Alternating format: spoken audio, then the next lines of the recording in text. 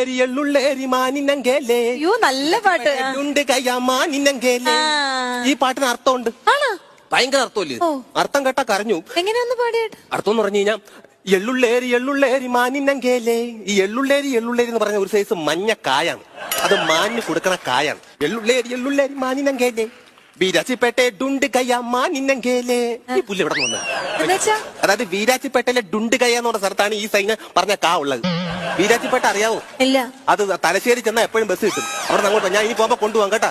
വീരാച്ചിപ്പേട്ട ഡുണ്ട് കയ്യ മാനിനങ്കേലേ. മാനിനങ്കയുടെ തങ്കച്ചി മത്തുമ്പളാത്തുണ്ടേ. മാനിനങ്കയുടെ തങ്കച്ചി എന്ന് വെച്ചാൽ എന്താ? തങ്കച്ചേന അനിയത്തിയാണല്ലോ. മത്തുമ്പളാത്തുണ്ടേ.